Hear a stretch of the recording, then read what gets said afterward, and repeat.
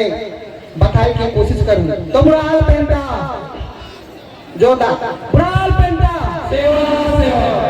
खुद से खुद की मुलाकात हो जाए, खुद से खुद की मुलाकात हो जाए, गायता जोहार में ऐसी कुछ बातें हो जाए। जोर से कहो, खुद से खुद की मुलाकातें हो जाए, गायता जोहारनी में ऐसी कुछ आज बातें हो जाए। दिलों को दस्तक देने वाले बताऊंगा मेरे प्यारे साथियों, दिलों को दस्तक देने वाली बातें आपको बताऊंगा साथियों। बस आप लोग एक बार जोरदार बुढ़ाल पेंट का जयकारा कर दीजिए। बुढ़ाल पेंट का आप सबों से जानना चाहता हूँ, आज तुम यहाँ सीखे पर आया या मजा ले पर आया या घायता सियार मन के या हमारे पटेल राजा मन के या घाव चलाने वाला सियार मन के तुम आशीर्वाद लेगा आया, काची पर आया बताओ बोला एक बार। कुछ सीखे आया कि केवल मजा लेकर आया? तो हमारे क्रांतिकारी साथियों, हम आज ऐसे दौर में जी रहे हैं जिस दौर में आज हमारा अधिकार खत्म होने के कगार में है। मैं काका युवा को बोलना चाहता हूँ, हमारा आरक्षण का मुद्दा अभी सुप्रीम कोर्ट में है। हमारे स्थानीय भर्ती अभी खत्म हो गया, पूरी तरह से खत्म हो गया, फिर भी हमारा आदिवासी समाज आज भी जागा हुआ है। इतना साथ क्यों भाई, क्यों? आज एक एग्जाम हुआ, पता है ना, पोस्टल अधीक्षक का आज क्या हुआ, एग्जाम हुआ, उसमें 6 लाख परीक्षा दिला रहे हैं 300 पोस्ट के लिए।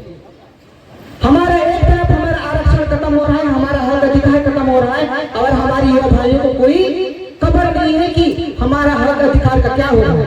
आज कोई अपने हक अधिकार की बात नहीं करता, कोई अपने अधिकार के लिए कोई सोचते नहीं। आज कोई समाज में आके समाज की कोई बात सुनना ही नहीं चाहता।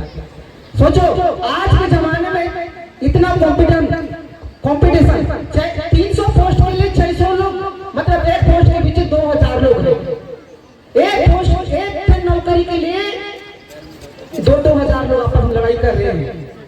हमारा आरक्षण खत्म, क्या हम रायपुर में पढ़ने वाले भाइयों से हम लड़ाई कर सकते हैं क्या? बताओ, क्या रायपुर में पढ़ने वाले, रायपुर के यूनिवर्सिटी में पढ़ने वाले बच्चों के साथ, भाइयों के साथ हमको एक बैच में परीक्षा लिया जाएगा तो हम क्या उनसे जीत पाएंगे? क्या नहीं पाएंगे। इसलिए जो हमारी संस्कृति, हमारी रेला पाटा से जो हमें आरक्षण का प्रावधान है वो अभी हमारे लिए खत्म होने की कगार में है। उसके लिए मैं युवा साथियों सबसे बोलना चाहूंगा, आप सभी को आगे आना है, नहीं तो 10 साल के बाद आदिवासी का एक डीएनए खून भी नहीं बचे रहेगा। हकीकत है, आप सबको आदिवासी भाई युवा पीढ़ी को एक चीज जानना पड़ेगा, अधिकार हमें मिला है। 342 अनुच्छेद आपको पहचान देता है कि ये प्रकृति के पहला मानव आदिवासी है। आपको 342 का पहचान देता है। कोई अपने हक अधिकार को, अपने पहचान को कोई हमारे भाई बहन युवती कोई जानना ही नहीं चाहता। भाई जिस स्थायी जाति प्रमाण पत्र के माध्यम से आप सरकारी नौकरियों में जाते हो, जिस समाज के स्थायी जाति प्रमाण पत्र के माध्यम से आप किसी जॉब में अप्लाई करते हो, लेकिन उसी समाज आज संकट में है, उसी स्थायी जाति प्रमाण पत्र आज संकट में है। साथियों, वो जाति प्रमाण पत्र को क्या करोगे जब उससे मिलने वाली आरक्षण अभी खत्म हो रही है, हमारा पहचान अभी खत्म हो रहा है, हमारा हक अधिकार अभी खत्म हो रहा है, क्या करोगे? इसलिए मैं सभी युवाओं से बोलना चाहूंगा, कानून हमारे लिए बनता है, नेता मंत्री के लिए नहीं बनता है। कानून हम लोग को पढ़ना है, अधिकार हम लोग को पढ़ना है। जब पढ़ेंगे तभी हम प्रशासन से लड़ेंगे कि हमारा अधिकार आप हमको दीजिए। जब हम कानून पढ़ेंगे नहीं, अधिकार पढ़ेंगे नहीं, तो हम प्रशासन से कैसे बोलेंगे?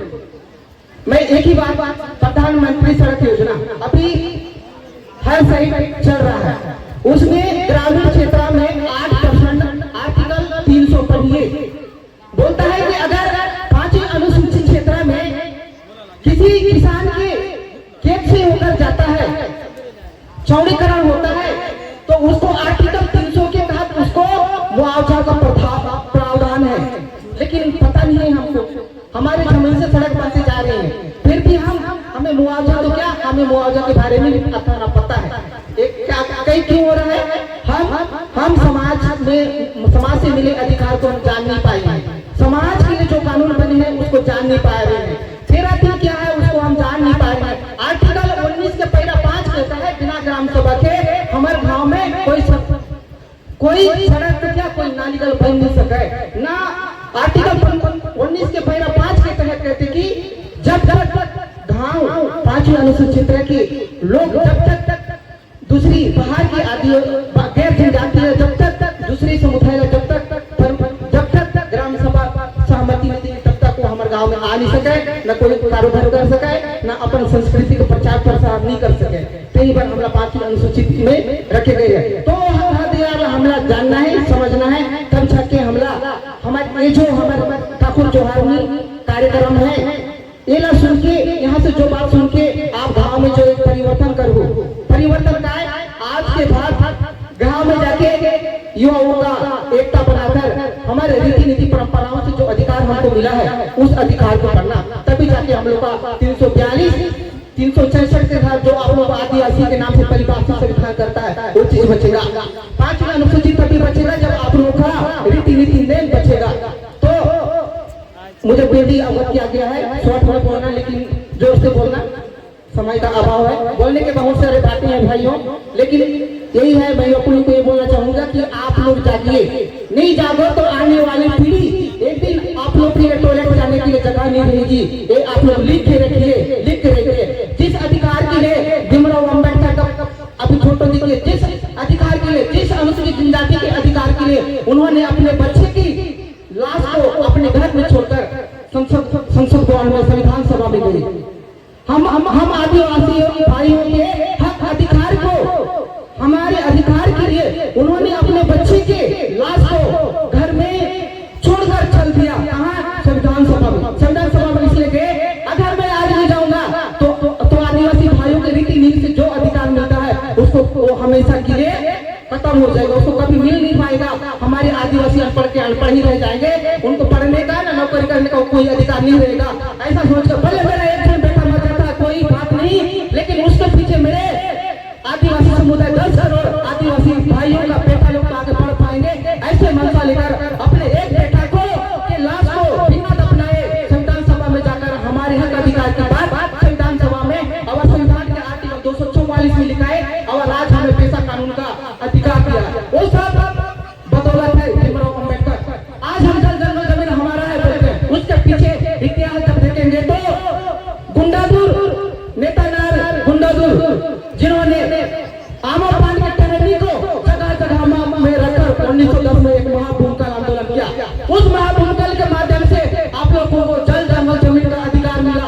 यदि उस समय गुंडादुर नेता नार के गुंडादुर अगर जागृत नहीं होते, अगर समाज के बारे में नहीं सोचते, अगर केवल अपना केवल रोटी बेटी के बारे में सोचते तो आज हमें जो हमको जंगल गांव में जंगल जमीन का अधिकार मिला है वो भी हम लोग को नहीं मिलता। क्योंकि अगर उस समय वो जागृत नहीं होते तो अंग्रेज हम लोग को दूसरों को बेच के चलते रहते।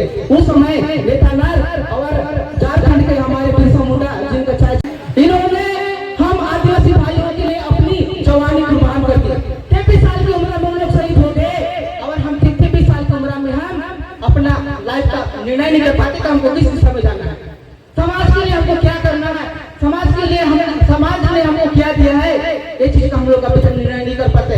मेरे प्यारे साथियों, आप सब जन क्रांतिकारियों, आप सबके यहाँ गौड़ समाज का डीएनए का खून है, वोटों का सही उपयोग कीजिए और समाज को एक नई बुलंदी और एक नई मुकाम पर पहुंचाने की जिम्मेदारी आप लोगों की है। क्योंकि हमारे सियार लोग संविधान को नहीं जानते हैं, संविधान को नहीं जानते। आप लोग पढ़े लिखे लोग, आप लोग को पता है हक अधिकार क्या होता है, आरक्षण क्या होता है, आप लोग को पता है। इसलिए कुछ ना मिले लेकिन हक अधिकार के लिए आपको समाज में आगे आना है, समाज में आके बैठना है, समाज की रीति नीति को मानना है और रीति नीति को हमको उच्च स्तर तक आज जिस परिस्थिति में है उससे हमको आगे विश्व स्तर तक कैसे ले जाना है उसको लेने की जिम्मेदारी आप सबको है।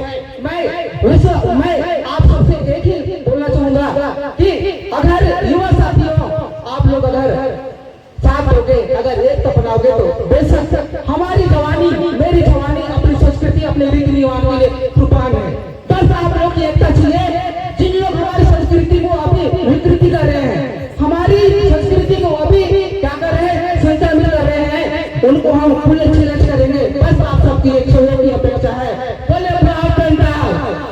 आप लोग हमारी इस गुलाम तो नहीं दोगे। आदिवासी संस्कृति को बचाने में आप लोग सहयोग करेंगे नहीं करोगे? करेंगे नहीं करोगे? करोगे नहीं करोगे? मुझे नहीं लग रहा है आप लोग के यहाँ कौन समाज का खून है, अभी भी विश्वास नहीं है। करोगे या नहीं करोगे? इसी आशा विश्वास के साथ मैं अपने वाले को यहीं पर विराम करता है। लहरों के डर से कभी नौका पार नहीं होती, नौका के डर से कभी, लहरों के डर से कभी नौका पार नहीं होती। बिना आदिवासी एकता की कोई मुकाम हासिल नहीं होती, कोई हासिल नहीं होती। इन्हीं बातों के साथ मैं अपने वाले को यहीं यहीं पर विराम देता हूँ। जय जवाहर, जय गोंडवाना, जय छत्तीसगढ़, जय वाड़ियार, जय जिम्मेदारियां। और सभी को पुनः एक बार से वजह करते हुए अपने वाले को यहीं पर रखता हूँ।